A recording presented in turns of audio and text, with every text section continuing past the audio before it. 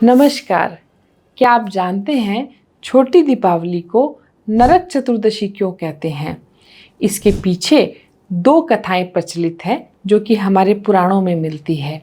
पहली, द्वापर युग में भगवान श्री कृष्ण ने इसी दिन राक्षस नरकासुर का वध किया था।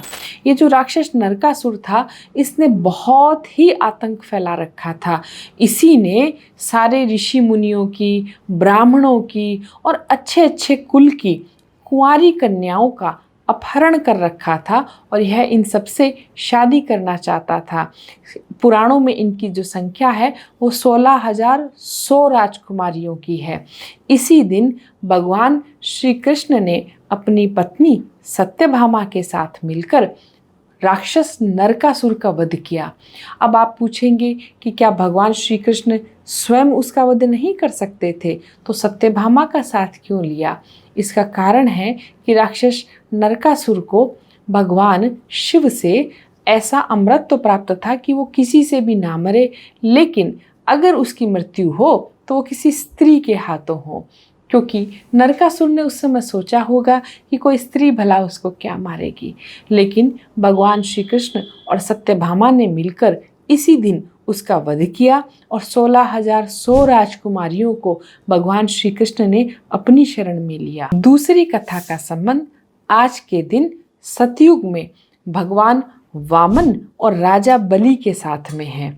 इसी दिन जब राजा बलि यज्ञ कर रहे थे और शुक्राचार्य उसमें ब्राह्मण स्वरूप यज्ञ करवा रहे थे, तब भगवान वामन यानी साक्षात भगवान विष्णु वामन यानी बोने का रूप लेकर प्रकट हुए।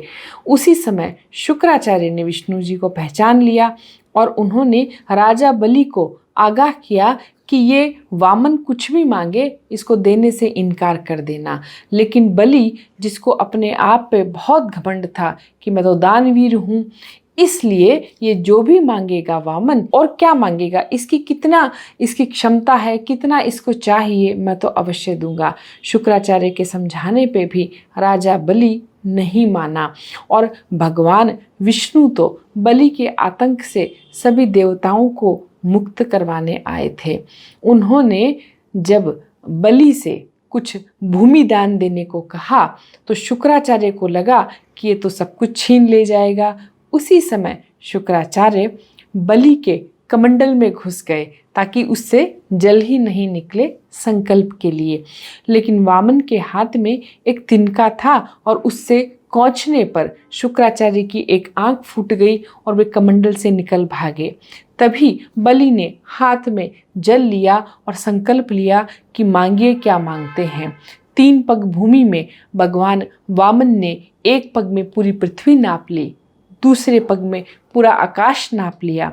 अब उन्होंने पूछा, तीसरा पांव कहाँ रखूं? भगवान वामन ने अपना सर मस्तक सामने किया कि यहाँ रखिए, और जब उसके मस्तक पर वामन ने अपना पांव रखा तो निसंदेह बलि को पाताल में ही धंस जाना था। लेकिन इसके पूर्व बलि ने इसके बदले में भगवान वामन से एक प्रार्थना की कि आज के दिन आपके स्वरूप का जो भी ध्यान रखे, कम से कम उसके परिवार में किसी भी व्यक्ति को नरक का वास नहीं होना चाहिए। और भगवान वामन ने भी उसे तथास्तु कहा। और कहते हैं कि इस दिन जो भी भगवान वामन यानी विष्णु का इस स्वरूप में ध्यान करता है, इस स्वरूप में पूजन अर्चन करता है, उसके घर में किसी भी पितृ को नरक का वास नहीं देखना पड़ता। इसलिए, और देखिए दक्षिण भारत में तो साक्षात इस दिन बहुत बड़े स्तर पे भगवान विष्णु के वामन स्वरूप की पूजा होती है। तो इस प्रकार मैंने आपको बताया कि क्यों छोटी दीपावली को नरक चतुर्दशी भी कहा जाता है।